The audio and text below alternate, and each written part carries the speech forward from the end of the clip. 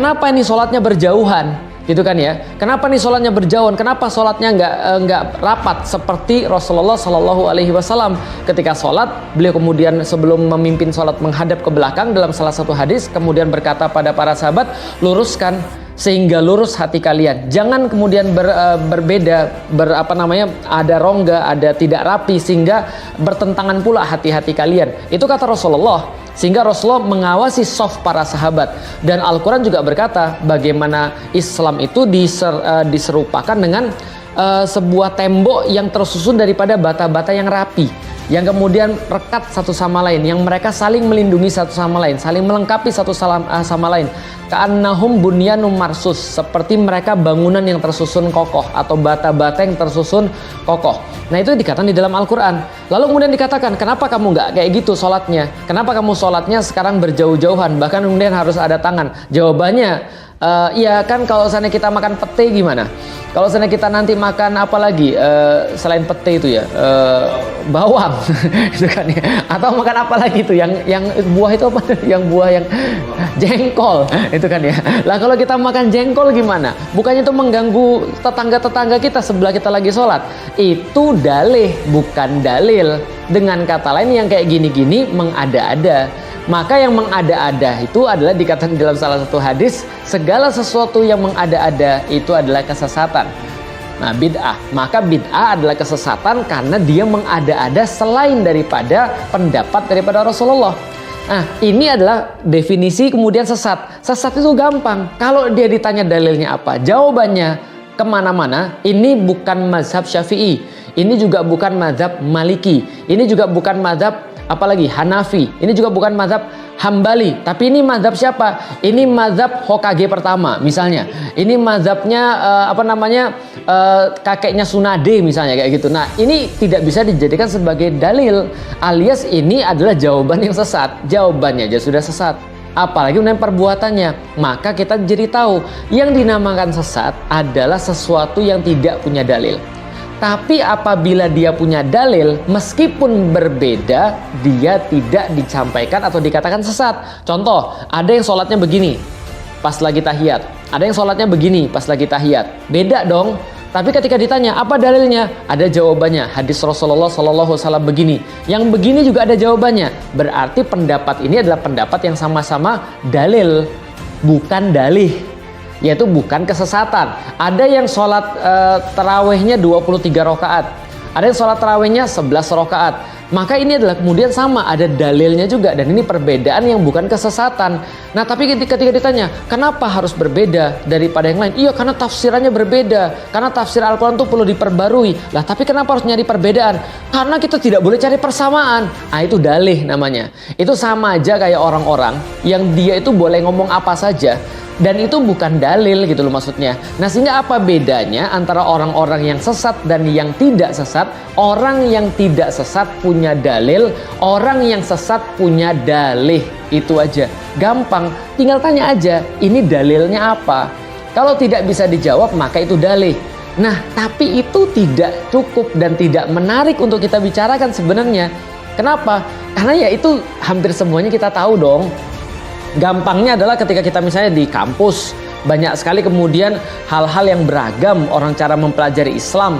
Kadang-kadang kita dipesankan ketika ke kampus, jangan ngaji sembarangan ya, nanti kamu masuk aliran sesat misalnya. Ya gampang, kita tinggal nanya, ini dalilnya apa? Kalau tidak ada dalil, ya berarti sesat. Tapi itu nggak menarik. Yang menarik adalah kok bisa di Indonesia yang mayoritasnya adalah Muslim, ada orang-orang yang sudah jelas-jelas mengganggu ketertiban, mengganggu orang-orang beragama dengan cara punya dalih untuk kemudian menghindari segala sesuatu yang bersifat syar'i. Dalil yang sudah sangat jelas-jelas dibantah, kemudian memberikan satu hal yang kontroversial yang membuat orang tuh bingung dengan agamanya sendiri, dan ini dibiarkan padahal sudah dalam tahapan sangat parah. Kita tahu misalnya orang-orang wajar lah ketika mereka berpendapat, loh kayak HTI, kayak FPI, perasaan mereka nggak ngapa-ngapain, mereka sholatnya masih kiblat yang sama, sholatnya tetap kemudian rapat, sholatnya nggak ada beda dengan yang lain, nggak ada beda dengan NU, nggak ada beda dengan Muhammadiyah, mereka juga amalan-amalannya nggak ada yang beda, sholatnya nggak berjauh-jauhan, nggak ada cewek nyelip di situ misalnya, atau nggak ada orang-orang yang bukan muslim nyelip di situ, atau tidak terkait dengan misalnya ada banyak laporan bahwasanya ketika dia pergi ke satu pesantren lantas dia boleh untuk maling duit ibunya, atau tidak mengakui ibunya sebagai seorang muslim gara-gara tidak berbaiat kepada yang keyakinan dia dan segala macam. FPI nggak gitu, HTI nggak gitu. Kok tiba-tiba FPI dan HTI dibubarkan? Sementara ada yang benar-benar berbeda banget daripada kemudian kebanyakan. Bukan hanya berbeda daripada kebanyakan, nggak punya dalil. Yang punya hanya dalih. Tidak hanya itu, mereka kemudian memancing kemudian untuk kontroversi dan mempertahankan kontroversinya dengan sombong dan arogan tiba-tiba, dan berbicara juga tentang negara di dalam negara gitu kan ya. Tapi tidak diapa-apain. Di situ orang bertanya. Di situ yang menarik. Berarti jangan-jangan yang satu dibubarin karena ada beda kepentingan yang bukan kepentingan agama, yang satu lagi tidak dibubarkan, yang satu lagi dibiarkan juga karena ada kepentingan. Yang lucunya lagi adalah MUI gitu kan ya, yang di sini kemudian punya wewenang, walau lam bisawab, banyak kontroversi juga. Ada dari bagian MUI yang mengatakan ini sesat, ada bagian yang mengatakan ini nggak sesat. Padahal nyata-nyata ini nggak ada dalilnya. Nyata-nyata itu cuma dalih saja. Semua jawaban itu cuma dalih saja. Nah, itu yang menarik juga bagi kita. Artinya apa? Ya udahlah ya. Kalau kita berpikir tentang masalah kesesatan dan kita berpikir tentang masalah petunjuk, saya pikir itu sudah sangat jelas sekali bahwasannya petunjuk itu dari Allah, segala sesuatu yang namanya dalil yang sudah kita bilang tadi. Sedangkan kesesatan itu cuma pakai dalih, bukan dalil. Nah, sedangkan sekarang kita nggak bisa berbuat apa-apa, ya inilah. Kenapa kita tidak bisa berbuat apa-apa? Karena negeri kita itu tidak menstandarkan segala sesuatu berdasarkan dalil. Gitu loh. Nah, sehingga ketika ada orang berdalih dan tidak berdalil, it's fine. Kenapa? Karena memang negara kita juga tidak berstandarkan itu. Jadi ya gini loh. Kita bahas gini. Oh, itu ada satu kelompok nih tidak berdasarkan Islam yang benar. Ini membuat keresahan publik. Ini membuat hal-hal yang kontroversial dan segala macam. Lah Anda protes kemudian ada kelompok. Lah negaranya aja tidak berdasarkan Islam. Lah bagaimana negara yang tidak berdasarkan Islam dia bisa kemudian untuk meluruskan orang-orang yang berdalih? Sedangkan dia juga belum ngerti dalilnya itu yang mana. Nah, jadi artinya ya kita nggak bisa. Iya, kayaknya we ask too much gitu ya. Kita minta terlalu banyak kalau seandainya yang kayak gini ya, yang pesantren-pesantren yang meresahkan, termasuk pemimpin-pemimpin yang meresahkan, yang mungkin terhubung dengan banyak sekali koneksi-koneksi yang lebih meresahkan, itu kan ya. Nah itu we ask too much. Kita minta terlalu banyak untuk kemudian agar negara ini kayak meluruskan. Ini berlanjut lama lalu kemudian, dan ini bukan masalah baru, masalah lama, berlanjut terus lama, tiba-tiba dilupakan oleh orang dan tidak diselesaikan. Lah kenapa? Ya karena balik lagi individual mungkin kita diajari dengan Islam. Secara kelompok mungkin kita punya kepedulian terhadap kelompok kita agar sesuai dengan Islam. Tapi kita harus tahu bahwasanya kita nggak bisa mempermasalahkan siapapun di dalam negara ini. Kenapa? Karena negara ini nggak berstandarkan dengan Islam. Maka wajar ketika dalam salah satu kesempatan lantas ada yang mempertanyakan, emang MUI itu punya kekuasaan apa?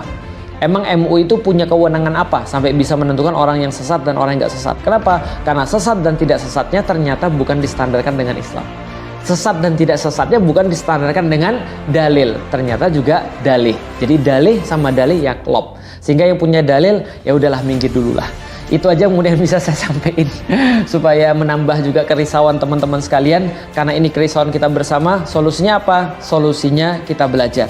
Kita belajar, kita dakwain kepada sebanyak mungkin orang supaya orang-orang tuh tahu dan paham serta sadar bahwasannya kalau tidak sesuai dengan dalil berarti cuma dalih, dan dalih itu pasti adalah sesat. Dan cuma itu yang bisa kita lakukan, nggak ada yang lain untuk saat ini.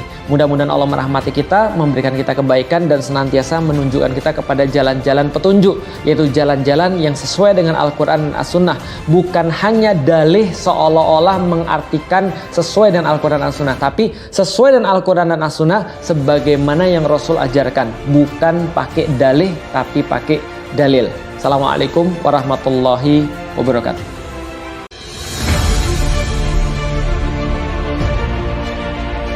Kenapa ini sholatnya berjauhan, gitu kan ya? Kenapa nih sholatnya berjauhan? Kenapa sholatnya nggak rapat seperti Rasulullah Shallallahu Alaihi Wasallam ketika sholat, beliau kemudian sebelum memimpin sholat menghadap ke belakang dalam salah satu hadis, kemudian berkata pada para sahabat, luruskan sehingga lurus hati kalian. Jangan kemudian berbeda, ada rongga, ada tidak rapi sehingga bertentangan pula hati-hati kalian. Itu kata Rasulullah. Sehingga Rasulullah mengawasi soft para sahabat.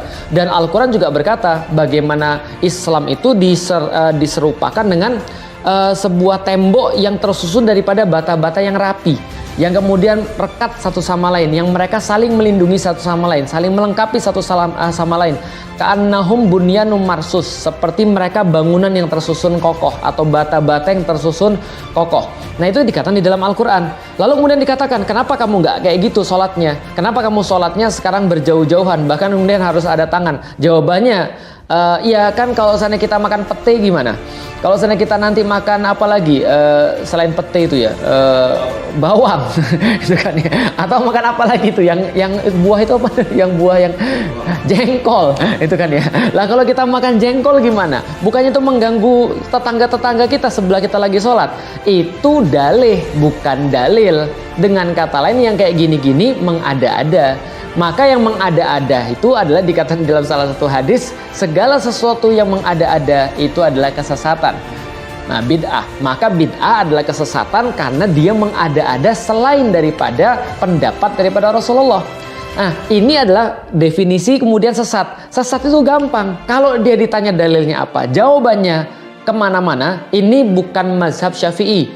Ini juga bukan mazhab Maliki. Ini juga bukan mazhab apalagi Hanafi. Ini juga bukan mazhab Hambali. Tapi ini mazhab siapa? Ini mazhab Hokage pertama misalnya. Ini mazhabnya kakeknya Tsunade misalnya kayak gitu. Nah, ini tidak bisa dijadikan sebagai dalil, alias ini adalah jawaban yang sesat. Jawabannya aja sudah sesat, apalagi dengan perbuatannya. Maka kita jadi tahu yang dinamakan sesat adalah sesuatu yang tidak punya dalil. Tapi apabila dia punya dalil, meskipun berbeda, dia tidak disampaikan atau dikatakan sesat. Contoh, ada yang sholatnya begini pas lagi tahiyat, ada yang sholatnya begini pas lagi tahiyat. Beda dong. Tapi ketika ditanya apa dalilnya, ada jawabannya. Hadis Rasulullah SAW begini, yang begini juga ada jawabannya. Berarti pendapat ini adalah pendapat yang sama-sama dalil, bukan dalih, yaitu bukan kesesatan. Ada yang sholat tarawehnya 23 rakaat, ada yang sholat tarawehnya 11 rakaat. Maka ini adalah kemudian sama, ada dalilnya juga, dan ini perbedaan yang bukan kesesatan. Nah, tapi ketika ditanya kenapa harus berbeda daripada yang lain, iya karena tafsirannya berbeda, karena tafsir Al-Quran itu perlu diperbarui. Lah, tapi kenapa harus nyari perbedaan? Karena kita tidak boleh cari persamaan. Ah, itu dalih namanya. Itu sama aja kayak orang-orang yang dia itu boleh ngomong apa saja, dan itu bukan dalil gitu loh maksudnya. Nah, sehingga apa bedanya antara orang-orang yang sesat dan yang tidak sesat? Orang yang tidak sesat punya dalil, orang yang sesat punya dalih. Itu aja. Gampang, tinggal tanya aja, ini dalilnya apa? Kalau tidak bisa dijawab, maka itu dalih. Nah, tapi itu tidak cukup dan tidak menarik untuk kita bicarakan sebenarnya. Kenapa? Karena ya itu hampir semuanya kita tahu dong. Gampangnya adalah ketika kita misalnya di kampus, banyak sekali kemudian hal-hal yang beragam orang cara mempelajari Islam. Kadang-kadang kita dipesankan ketika ke kampus, jangan ngaji sembarangan ya, nanti kamu masuk aliran sesat misalnya. Ya gampang, kita tinggal nanya, ini dalilnya apa? Kalau tidak ada dalil, ya berarti sesat. Tapi itu nggak menarik. Yang menarik adalah kok bisa di Indonesia yang mayoritasnya adalah Muslim, ada orang-orang yang sudah jelas-jelas mengganggu ketertiban, mengganggu orang-orang beragama dengan cara punya dalih untuk kemudian menghindari segala sesuatu yang bersifat syar'i. Dalil yang sudah sangat jelas-jelas dibantah, kemudian memberikan satu hal yang kontroversial yang membuat orang tuh bingung dengan agamanya sendiri, dan ini dibiarkan padahal sudah dalam tahapan sangat parah. Kita tahu misalnya orang-orang wajarlah ketika mereka berpendapat, loh kayak HTI, kayak FPI, perasaan mereka nggak ngapa-ngapain, mereka sholatnya masih kiblat yang sama, sholatnya tetap kemudian rapat, sholatnya nggak ada beda dengan yang lain, nggak ada beda dengan NU, nggak ada beda dengan Muhammadiyah, mereka juga amalan-amalannya nggak ada yang beda, sholatnya nggak berjauh-jauhan, nggak ada cewek nyelip di situ misalnya, atau nggak ada orang-orang yang bukan muslim nyelip di situ, atau tidak terkait dengan misalnya ada banyak laporan bahwasanya ketika dia pergi ke satu pesantren lantas dia boleh untuk maling duit ibunya, atau tidak mengakui ibunya sebagai seorang muslim gara-gara tidak berbaiat kepada yang keyakinan dia dan segala macam. FPI nggak gitu, HTI nggak gitu. Kok tiba-tiba FPI dan HTI dibubarkan? Sementara ada yang benar-benar berbeda banget daripada kemudian kebanyakan. Bukan hanya berbeda daripada kebanyakan, nggak punya dalil. Yang punya hanya dalih. Tidak hanya itu, mereka kemudian memancing kemudian untuk kontroversi dan mempertahankan kontroversinya dengan sombong dan arogan tiba-tiba, dan berbicara juga tentang negara di dalam negara gitu kan ya. Tapi tidak diapa-apain. Di situ orang bertanya. Di situ yang menarik. Berarti jangan-jangan yang satu dibubarin karena ada beda kepentingan yang bukan kepentingan agama, yang satu lagi tidak dibubarkan, yang satu lagi dibiarkan juga karena ada kepentingan. Yang lucunya lagi adalah MUI gitu kan ya, yang di sini kemudian punya wewenang, walau lam bisawab, banyak kontroversi juga. Ada dari bagian MUI yang mengatakan ini sesat, ada bagian yang mengatakan ini nggak sesat. Padahal nyata-nyata ini nggak ada dalilnya. Nyata-nyata itu cuma dalih saja. Semua jawaban itu cuma dalih saja. Nah, itu yang menarik juga bagi kita. Artinya apa? Ya udahlah ya. Kalau kita berpikir tentang masalah kesesatan dan kita berpikir tentang masalah petunjuk, saya pikir itu sudah sangat jelas sekali bahwasannya petunjuk itu dari Allah, segala sesuatu yang namanya dalil yang sudah kita bilang tadi. Sedangkan kesesatan itu cuma pakai dalih, bukan dalil. Nah, sedangkan sekarang kita nggak bisa berbuat apa-apa, ya inilah. Kenapa kita tidak bisa berbuat apa-apa? Karena negeri kita itu tidak menstandarkan segala sesuatu berdasarkan dalil. Gitu loh. Nah, sehingga ketika ada orang berdalih dan tidak berdalil, it's fine. Kenapa? Karena memang negara kita juga tidak berstandarkan itu. Jadi ya gini loh. Kita bahas gini. Oh, itu ada satu kelompok nih tidak berdasarkan Islam yang benar. Ini membuat keresahan publik. Ini membuat hal-hal yang kontroversial dan segala macam. Lah, Anda protes kemudian ada kelompok. Lah, negaranya aja tidak berdasarkan Islam. Lah, bagaimana negara yang tidak berdasarkan Islam dia bisa kemudian untuk meluruskan orang-orang yang berdalih? Sedangkan dia juga belum ngerti dalilnya itu yang mana. Nah, jadi artinya ya kita nggak bisa. Iya, kayaknya we ask too much gitu ya. Kita minta terlalu banyak kalau seandainya yang kayak gini ya, yang pesantren yang meresahkan, termasuk pemimpin yang meresahkan, yang mungkin terhubung dengan banyak sekali koneksi yang lebih meresahkan, itu kan ya. Nah, itu we ask too much. Kita minta terlalu banyak untuk kemudian agar negara ini kayak meluruskan. Ini berlanjut lama lalu kemudian, dan ini bukan masalah baru, masalah lama, berlanjut terus lama, tiba-tiba dilupakan oleh orang dan tidak diselesaikan. Lah, kenapa? Ya karena balik lagi individual mungkin kita diajari dengan Islam. Secara kelompok mungkin kita punya kepedulian terhadap kelompok kita agar sesuai dengan Islam. Tapi kita harus tahu bahwasanya kita nggak bisa mempermasalahkan siapapun di dalam negara ini. Kenapa? Karena negara ini nggak berstandarkan dengan Islam. Maka wajar ketika dalam salah satu kesempatan lantas ada yang mempertanyakan, emang MUI itu punya kekuasaan apa? Emang MUI itu punya kewenangan apa sampai bisa menentukan orang yang sesat dan orang yang nggak sesat? Kenapa? Karena sesat dan tidak sesatnya ternyata bukan distandarkan dengan Islam. Sesat dan tidak sesatnya bukan distandarkan